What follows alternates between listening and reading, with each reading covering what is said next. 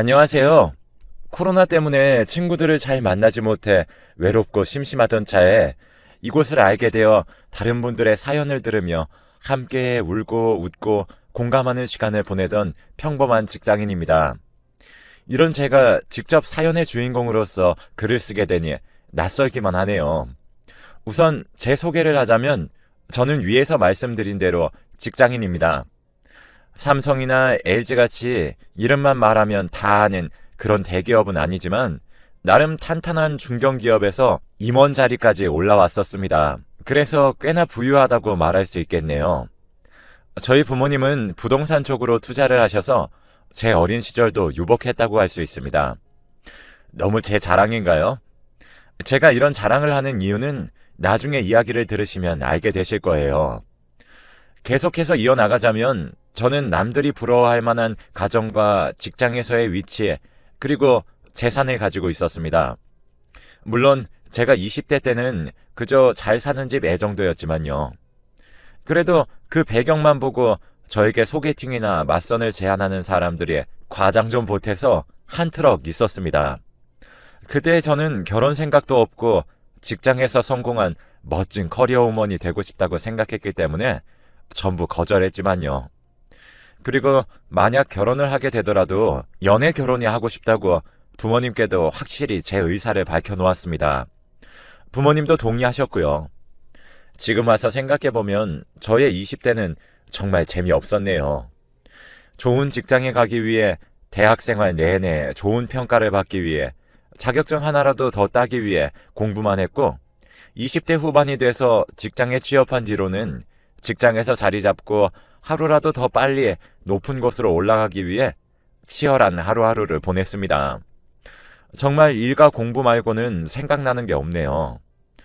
그리고 제 업종에 워낙에 남자들이 많기도 하고 지금은 좀 덜하지만 옛날엔 결혼하거나 애를 낳았다는 이유로 여성 직원들을 자르는 경우가 많았기 때문에 저는 동기 남자들보다 훨씬 치열하게 이 꽉 깨물고 제 자리를 지켜내야 했습니다.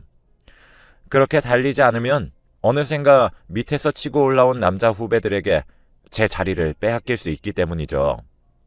그렇게 저는 앞만 보고 달려왔습니다. 그래도 어느 정도 자리를 잡고 30대 중반쯤 되니 주변을 둘러볼 여유가 조금은 생기더라고요. 남들보다 더 치열하게 살아 승진도 빠른 편이었던 저는 그렇게 높은 직급은 아니지만 회사 내에서 꽤 중요한 자리를 꿰찼기 때문에 제 목표에 가까워져서 마음이 풀리기도 했고 결혼이나 출산을 이유로 저를 자를 수 없을 거라는 확신이 생기니 이제 연애에도 관심을 가져볼까 하는 여유가 생겼습니다. 그때쯤에 계속해서 신경이 쓰이는 남자가 한 명 있었습니다. 그는 제가 다니는 회사의 거래처 직원이었는데 미팅을 하러 갔다가 직장 선배를 따라와 어리버리하게 구는 그 모습에 반했습니다. 그런 모습이 너무 풋풋하고 귀여워 보였습니다. 그 뒤로 그 거래처와 미팅을 하러 갈 때마다 계속 그가 이번에는 나왔나 안 나왔나 신경이 쓰이더군요. 결국 고민하던 저는 그의 연락처를 물어봐 연락을 했고 제가 먼저 그가 마음에 든다고 제 마음을 고백했고 그도 제가 좋다고 해서 저희 둘은 사귀게 되었습니다.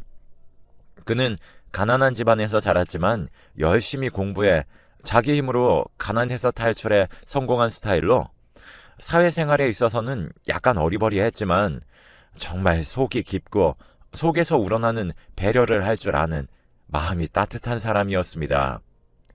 가끔씩은 생각지도 못한 이벤트로 저에게 감동을 주기도 하고 정말 멋진 사람이었습니다.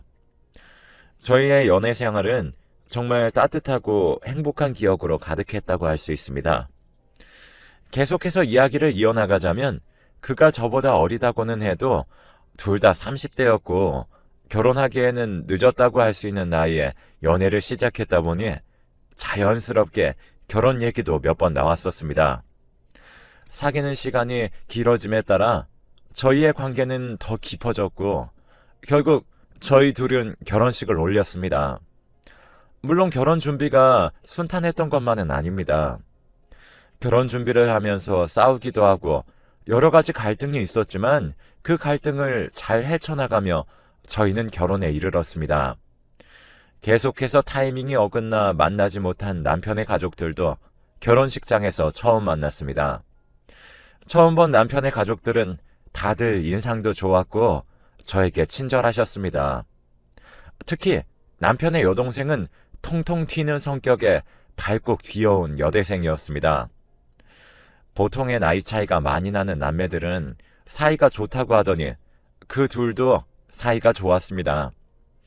남편의 말에 의하면 가난하다고는 했지만 정말 화목하고 보기 좋은 동화 속에서 나올 것만 같은 가족이었습니다. 순조롭게 결혼식이 진행되고 신혼여행도 꼭 한번 여행해보고 싶었던 발리로 다녀왔습니다. 그 뒤로는 행복한 결혼 생활이 이어졌습니다. 실제로 결혼해서 살아보니 드라마에서처럼 행복하고 기분 좋은 일만 있는 건 아니더라고요. 별거 아닌 일에도 섭섭하고 평소 살아오던 생활 습관이 달라서 서로 불편해하기도 했습니다. 가끔 가다가는 언성을 높여 싸우기도 했습니다. 그렇게 싸워도 금방 사과하고 화해해서 다시 평소처럼 지냈습니다. 제가 가끔 드라마를 보며 결혼을 한다면 저렇게 살고 싶다고 생각했던 이상적인 결혼 생활은 아니었지만 행복한 생활이었습니다. 결혼 2년 차쯤에는 저희 사이에 예쁜 딸도 한 명 태어났습니다. 저는 원래 아이를 별로 좋아하지 않기도 하고 아이를 가지면 필수 불가결하게 회사를 길게 쉴 수밖에 없기 때문에 아이를 가질 생각이 없었지만 부모님과 남편은 제가 낳은 아이를 보고 싶다며 계속해서 저를 설득했습니다. 저는 딱히 탐탁지 않았지만 그래도 남편을 닮은 아이라면 귀여울 것 같다는 생각에 결국 설득당했고 결국 몇 번의 시도 끝에 낳은 아이는 쭈글쭈글하고 빨갛기만 했지만 정말 사랑스럽더라고요. 그렇게 고생을 해서 낳은 아이라서 그런지 아니면 모성애라는 게 이런 건지 아이를 보고 품에 안는 순간 눈에 넣어도 안 아프다는 게 이런 거구나 하고 느꼈습니다. 아이를 낳기 위해 몇 달 동안이나 힘들었고 낳는 순간에 얼마나 아팠는지 아이를 낳기까지 얼마나 많은 후회가 있었는지 모릅니다.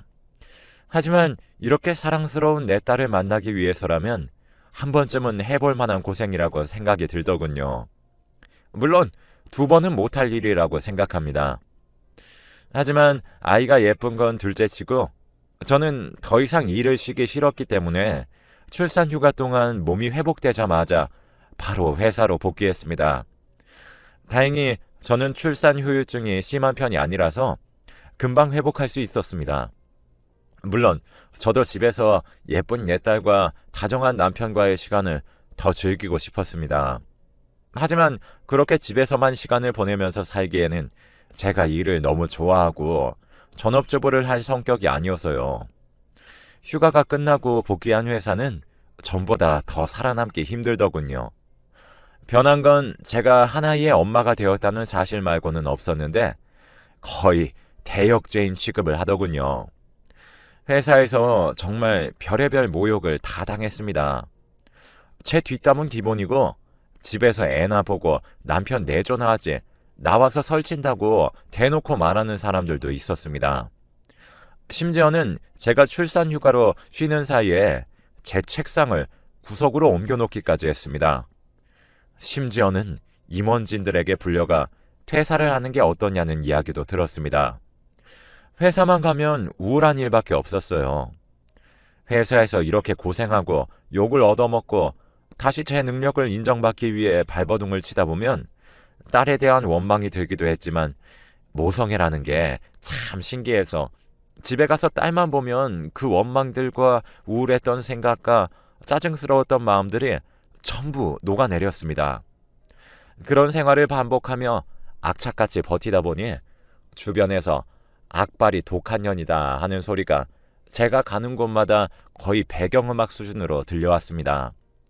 그리고 고생 끝에 낙이 온다고 옛말 틀린 거 하나 없더군요. 그렇게 악으로 깡으로 버티다 보니 어느샌가 제가 임원 후보로 사람들 입에 오르더군요. 제가 다음 승진 때 임원이 될 수도 있다는 소리에 이때까지의 고생을 보답받는 것 같아 주책맞게 눈물이 나더군요. 행복한 가정과 성공한 커리어를 모두 가지게 된 것 같아 열심히 산 보람이 있다고, 잘 살았다고, 드디어 내 고생이 빛을 본다고 생각하며 기뻐했습니다. 그때까지만 해도 저는 제가 일도 가정도 전부 성공적으로 일궈냈다고 믿어 의심치 않았습니다. 하지만 그게 아니더군요. 저는 회사에도 가정에도 제가 할 수 있는 일을 다 해왔다고 생각했는데 부족했나 보더라고요. 딸이 저보다 남편을 더 좋아한다던가 하는 문제가 아니었습니다. 남편이 아이를 보는 시간이 더 길었기 때문에 아이가 남편을 더 찾고 좋아하는 건 어쩔 수 없는 일이니까요. 그런데 제가 가정에서 실패했다고 생각하게 된 원인은 남편이었습니다. 처음에는 남편의 행동이 수상하다는 것에서부터 시작했습니다. 솔직히 말하자면 저는 제가 가정을 잘 지켰다고 믿고 싶어 남편의 이상한 행동들이 조금씩 보였을 때에는 어렴풋이 눈치챘음에도 그저 모르는 척 묵인하기도 했습니다. 그저 권태기가 와서 잠시 저러는 거라면서요. 그러던 남편의 수상한 행동은 사라지기는커녕 시간이 지나면서 심해졌습니다. 오히려 제가 눈치채지 못했다고 생각해서 그런 건지 행동이 점점 대범해지더군요. 그리고 제가 남편의 행동을 심각하게 받아들였을 때는 이미 늦었더군요. 제 이야기를 들으시면 다들 기절초풍하실 겁니다.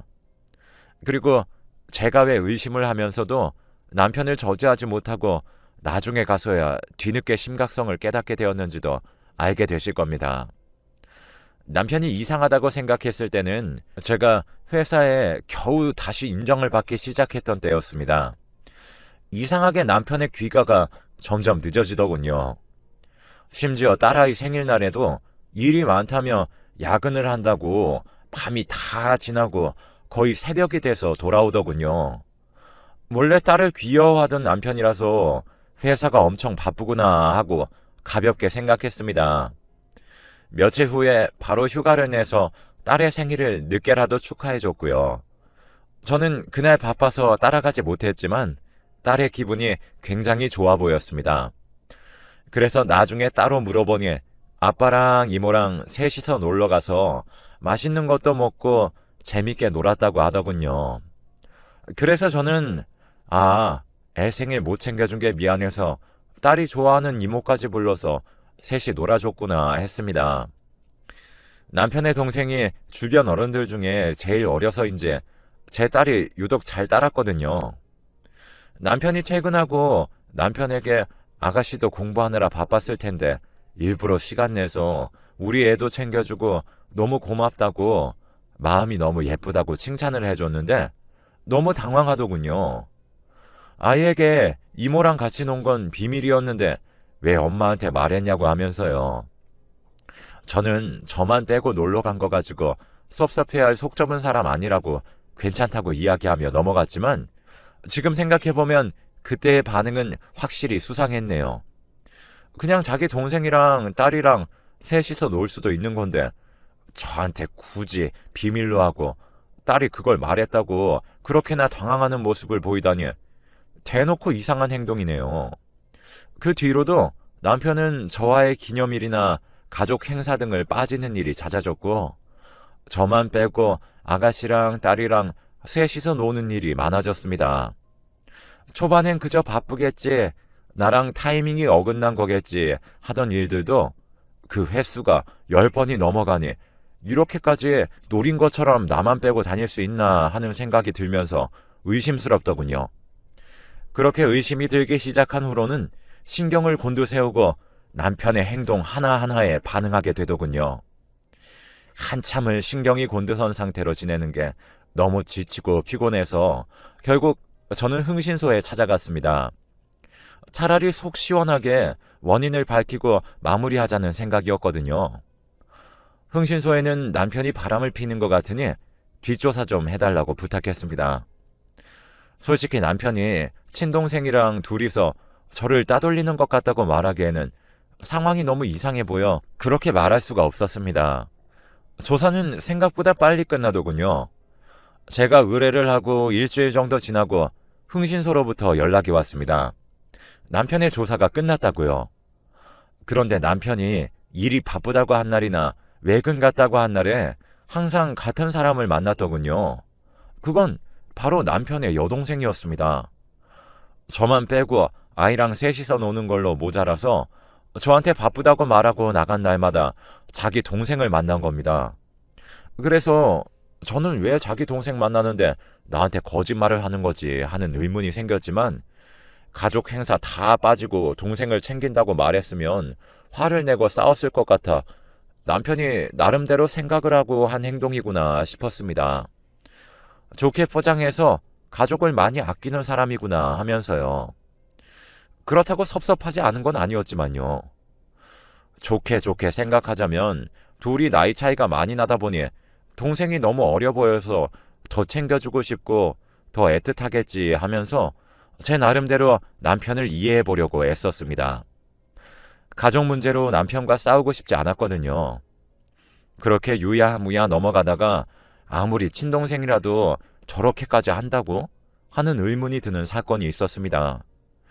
어느 날 남편이 동생 생일이라면서 저한테 동생 생일이니까 용돈이나 선물을 요구하는 것입니다.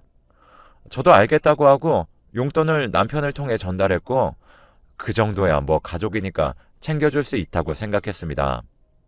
그런데 흥신소에서 받은 연락으로는 남편이 그날 회사도 쉬고 아가씨랑 둘이서 놀러 갔다는 겁니다. 아니 아무리 대학생이고 나이 차이가 많이 나는 동생이라서 챙겨주고 싶다지만 생일이라고 회사를 빠지고 둘이서 1박 2일 여행이라니 상식적으로 말도 안 되는 상황이잖아요. 그래서 저는 정말 작은 확률이지만 아가씨가 남편의 친동생이 아니면 하는 의문이 생겼습니다.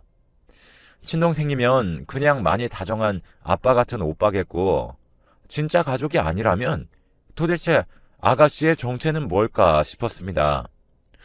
남편의 뒷조사를 더 상세하게 해달라고 의뢰했고 그 조사 결과는 정말 충격적이었습니다.